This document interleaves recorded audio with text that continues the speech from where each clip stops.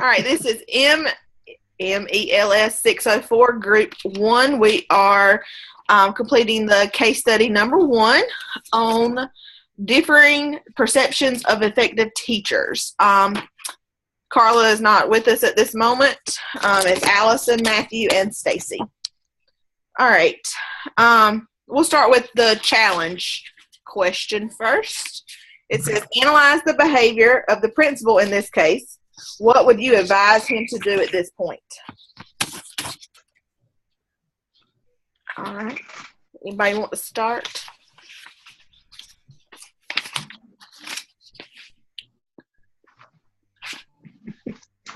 I thought what he should do is maybe go ahead and give the superintendent a heads up that the parent might be contacting, like let him know that this is how he handled it first, and the parent was not satisfied with his results or his answers, and that he needed to go talk with discuss it with the superintendent. And I also thought he needed to kind of go talk with the teacher and kind of get a little bit more information, because it kind of didn't give you a whole lot of information about what the teacher was doing in the classroom and why students, it just said about not giving homework and, not challenging them enough. So I thought, he could go talk to her and get a little bit more information before meeting with all the parents. Right. And I'm going to also add on to what you're saying there. When he was first talking to her about the complaint with the homework, he just went and had a little side conversation in the hallway. I feel like he should have scheduled a formal kind of sit down with her to talk about that. I don't think that's really an appropriate hallway conversation. And in addition to that, it's kind of confusing because it seemed like he didn't really know those things, but the article acted like he was in their classrooms frequently, even serving as a substitute once a month or whatever. And so that was kind of confusing to me. It made me wonder, what is he doing when he's in their room? Is he actively watching the lessons, or is he checking emails or things like that? Because if he's in the rooms as much as the article indicated, you would think he would know that those comments were going to come from the parents before they happen. Right. Well, I felt that, homework is always a very, very big topic among principals, among administrators, just because, some teachers give it, some teachers don't. Some teachers believe in it, that it has to be done. Some say, well, not everybody has the same home life, so you can't depend on your parents get that work back. You can't depend on them to get help. So, do you give the freedom as an administrator to say, all right, do you require homework for math classes or reading for language arts classes? Most of the time you look at universal policies within a grade level, so this kind of thing doesn't happen. But the freedom to do what you want to in classroom, I guess, is kind of what's in question here. Yeah, and I was wondering, because it did say that the other 2 third grade teachers gave homework. And right. And I don't, maybe if I'm wrong, did it say that what year teaching they were? I know it said what year teaching she was, but I did not see what year they were on. And that may have a little bit to do with it, the fact that she's a kind of a newer teacher. I mean, I know some teachers that have been teaching for 25 or 30 years may say, oh, they need this much homework and they need it every night and that kind of thing. And then there's some of the newer teachers that might say that they don't need as much homework. Or if they do it in class. The newer teacher kind of give in and say, and kind of appease the situation. Was that a segue into all these other things happening? Now we're appeasing homework. Now we're getting all these other things that, we're getting these other complaints. We need to address those as well. I don't know. Would you stick to your guns about homework if you believed it that heavily, or would you do what the principal said? I'm a rule follower. We already know that. We got that, Allison. school says you got to have homework and I got to do it. I mean, I might say, hey, here is all these research-based articles, look at them. This is what they say, but we'll come back and have a talk about it after, you've read this and we're kind of on the same page about why. But ultimately, like I said, I'm a rule follower. If he says homework, then I'm going to do homework. And I'm probably I would think I would be in the same boat. I would follow the rules too. But I might, it's like you said, Matthew, about the kids. Some people don't know what they go home to, and they may not have anybody to help them when they get home with homework. And that's what's so, hard about giving so much homework is because they don't have anybody to help them. And those struggling students are not going to do it anyway because they don't know how to do it. They don't have anybody to help them at home. So it's kind of, that's why they're probably struggling. And, it may be where she would need a 30-minute block at the end of the day and, start helping some of those students with homework if she did end up giving homework. That would be a good kind of like a remediation time for them. And, and the students that are not able to have anybody at home to help them, that would be a good thing for them so they could get some help at home, before they go home. And our school day, we actually have that time built into our school day every day from 3:30 until 4:20 is an opportunity for them to either participate in clubs or do homework or get help and tutoring from a teacher. And buses don't roll till 4:30. So really? Yeah, so it's absolutely within the school day for them to do all that. Ours is what we call it is we call it powwow. It's a powwow time. Mm-hmm. And like kids that are struggling, they go in the classroom for that teacher. And sometimes they might 1 week stay with this teacher and it like in the middle school grades and things. But they actually work on stuff that they are having trouble with. So I guess it's kind of like a study hall almost, but it's more of a direct kind of a smaller group session. Mm-hmm. So and that's kind of built into our schedule this year. Last year we just started it. And so they kind of build it in with this year's schedule. All right. So do you think that the complaining teacher or the complaining parent had a point about, they're there to challenge their kid?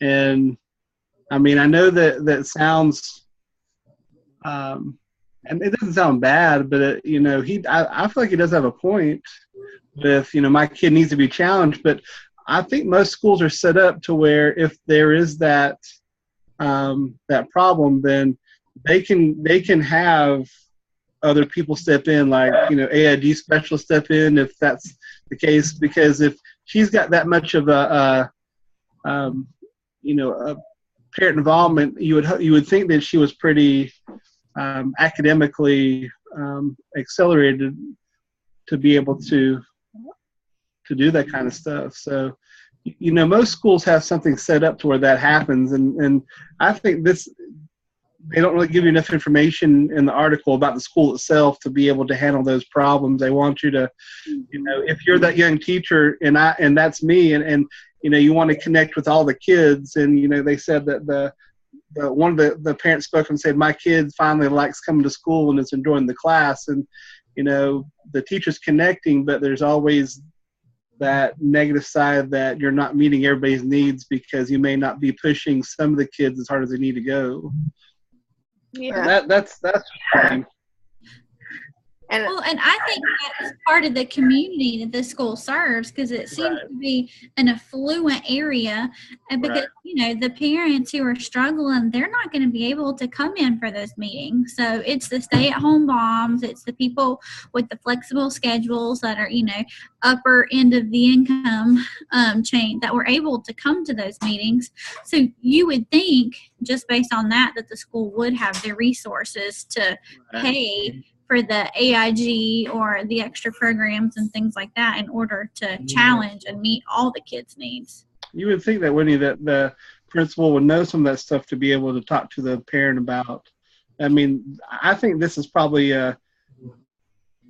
it's a teacher decision in that classroom, but it's also something the principal could have handled a different way to maybe give some suggestions to how to deal with the parents, and not have to worry the teacher about that stuff. Well, and what I thought was, to me, the chain of command is what I thought about when I was reading this article.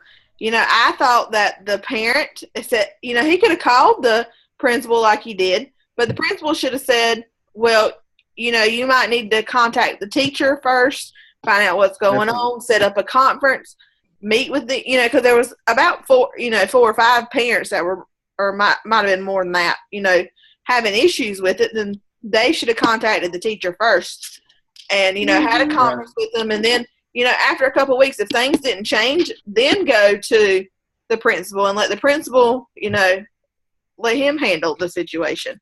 But the parents didn't follow that chain of command. No. Well, go ahead. I was going to say, one of the questions was talking about the superintendent and their idea on what was it called? Site-based management. Yeah, site-based management. So I wonder how much of that has been communicated to the parents so they know the principal is the one that's going to deal with it. They don't want it to go to the super.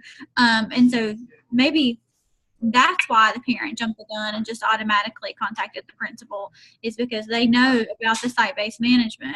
I mean, but again, that could be reaching too, because we don't have that information. Right. Right. I mean, if this happened in any of our classrooms, then we have readouts of how the class works, how things are graded, how we help kids like this who are struggling or are need extra some extra assignments or some extending activities to be able to get them engaged in something themselves. So those are always nice things to know before you read something like this. Yeah. All right. What I thought was, looking at question number 4, it was saying, if you were Alicia, what would you have wanted to be at the meeting with the parents? Why or why not? What's your opinion about that, or what do you think? Would you have wanted to be at the meeting? I think as a teacher, my gut instinct is to say, yes, of course I want to be in there.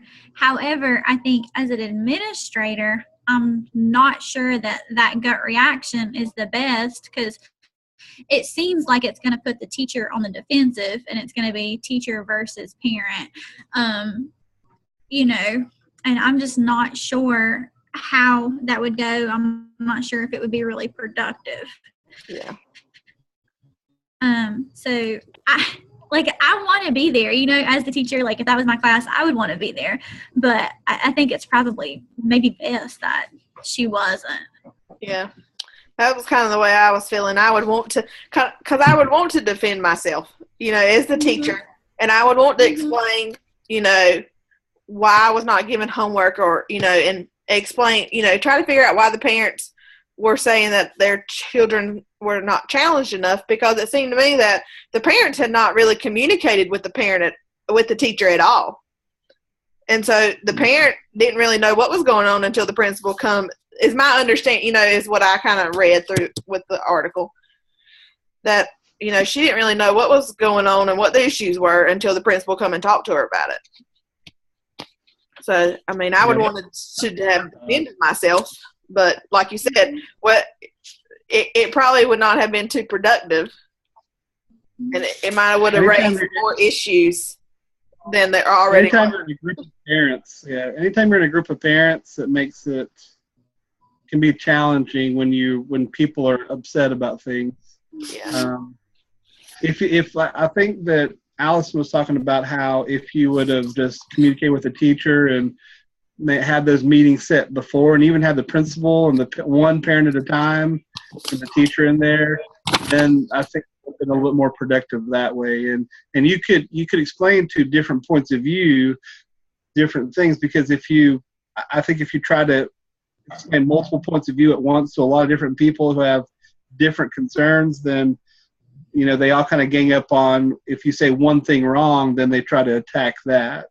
Well, even with that other parent that was actually with the teacher, like, trying to defend her, it sounded like the other parent was getting a little bit, he didn't like that too much, because he was having to take off a day of work to come to the meeting, kind of thing. Right. So, out of his way. Let's see. To what extent do you believe that the superintendent's goals are an issue in this case? That was question number 5. Because, it talked about how she got hired and, why she was hired. So, do you believe that the superintendent's goals are an issue in this case?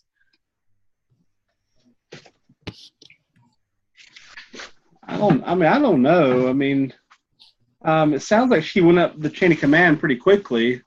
But, site-based management is important because there has to be a stopping place for every school. The principal has to be that stopping, because if every parent went in and said they're going to threaten to talk to the superintendent, parents have that right, but, that makes you lose that power, I guess. Mm-hmm. So, I think most schools are led by site-based management. I don't think there's anything wrong with that. I couldn't really I didn't have any connections to it besides that. Well, and the other goal for the superintendent was teacher empowerment. Right. And like we kind of talked about that earlier, where the teachers are typically empowered to do whatever it is that, they see fit, with research-based methods and things like that in their own classrooms. But with the principal really pushing back on the teacher with the no homework policy, I'm wondering how much teacher empowerment actually does exist here. In this circumstance? Yes. It's funny how I think administrators try to tell you that you do have power, but in reality, they try to sway you in a direction of where they want to go. That's what most good principals do. So, in this case, I don't think that the principal went in the right direction of teacher empowerment. I think it was more of, all right, trying to get it in reverse. What are some of the other teachers doing? Are the other teachers giving homework? So I feel like I don't think the principal is in the know as much as they should have been in this situation. And I think the superintendent would have been kind of put off by that. Like I said, if they have that policy and they want teacher empowerment, but they also want each school to take care of itself, then there's a very fine line between those two things.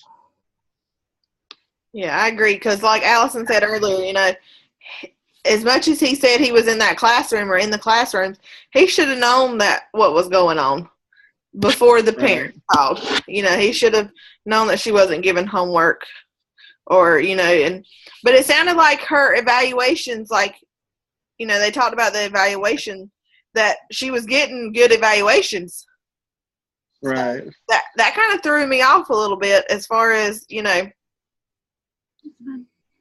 is she a good teacher, or is she better? Is she better in first grade with the younger children, or in that third grade classroom, based on, which I know an observation don't really tell you everything about a teacher.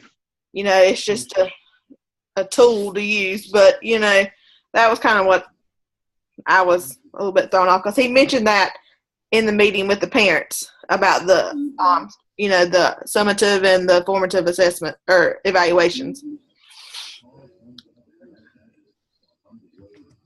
Yeah. So what judgments do you make about parental attendance at the 2 meetings? Well, like I said before, I think that the parents who were there are the upper class parents, not the ones who are working two jobs. I'm sorry, I'm echoing. Am I echoing? You're good now. Keep going. Okay, it's echoing everything. Sorry. It's still doing it. I don't know why. Okay, but anyway. So I think that the parents are the upper class parents or the stay-at-home parents, the parents who are working from home. They're not the people who really depend on that paycheck, and they're the lower income end who can't afford to take off work, or they're like that one parent who is really upset about having to take off work. Yeah.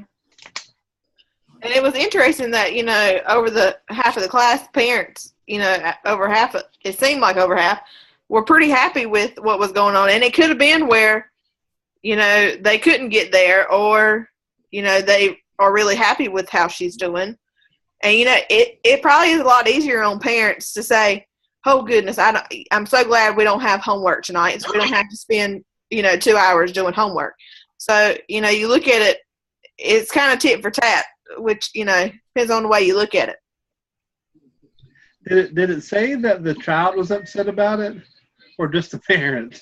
I think it was just the parent. But see, there was one child, the parent that actually stood up and defended her. It was her child that is happy to come to school and wanted to come to school. So, that made me think, like, well, that she's actually, a caring teacher. She has a lot of characteristics that student likes and wants to be able to go there, because there's some kids that they don't want to go to school. So she has to be doing something a little bit right for that kid to want to go to school. Yeah. It sounds like she needs some professional development on some differentiation. Well, it really does.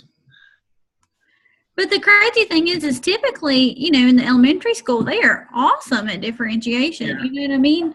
A lot more than high school. So she might, but that would be surprising to me. Maybe that was just a change that when they moved her from first grade to third grade, maybe that's, a change that she did. Differences in that. Well, I got to think about, does the third grade down there, is it, how we have all these read to achieve tests now for third grade. You have a lot of stuff you have to cover in that third grade class. I wonder if it's like that down there, and she was very stressed out about having to do all of it, especially being, a fairly new teacher and going from first to third, and really didn't want to move, but she would do it for what was best for the school, kind of thing. So I also took that into consideration about, if there was that kind of stress on her with that first year. Would that make you upset? Would that make you upset if they ask you to change grades to hire somebody in your spot that would only go to first grade? Yes. I mean, it would make me pretty upset too. It's like, am I not doing a good enough job in first grade? Well, and as a principal, like, why would you hire someone like that who doesn't seem like a team player right out of the gate? You know what I mean? Like, oh no, I will only teach first grade. Okay, well, bye, Felicia. Like, what if I need you to do something else? Yeah, like, what if you need to loop with those kids the next year? Are you not going to be going to loop with them? You don't. I mean, to me, you take what you get. You take what you can get that first year. Don't matter if you want a job bad enough. You take whatever you can get. Yep. Yeah. And then, after a couple of years, if you decide you want to move, then perfectly fine. But don't say that that's the only thing you want to do. Like, that's the only thing you will teach. Right. Because I feel the same way. I would not be like, okay, go ahead, go to another school. Somebody else has already got a first grade position open. Mm-hmm. Yeah. All right, we got about 5 minutes left. So the last question, analyze the leadership style of this principal and what are his strengths and and the weaknesses. I thought that was a really good question. I think that one of his weaknesses was probably pre-planning, making sure that the important aspects of the school academically are monitored and put in place before the school year starts. Mm-hmm. Mm-hmm. I thought one of his weaknesses, he didn't do a very good job of backing the teacher. And to me, as a teacher, I want a principal that's going to have my back with parents and other things like that, and backing me in my classroom. And I don't think he did a very good job of, supporting the teacher and what she had decided. And he didn't really find out too much more information about why she wasn't giving homework and why she wasn't challenging her students, based on what the parents were saying. So that was one of the weaknesses I saw. Well, and it was interesting, like, that they said he handed off a lot of stuff to his AP, the administrivia, and some of that was, like, in record keeping and things like that. So, I mean, I really am just wondering when he is in the rooms, doing the formative evaluations and stuff, like, how much attention is he paying? How familiar is he with the standards, what they should be teaching? And it doesn't seem like he did a great job of getting the teachers to collaborate and have common planning either.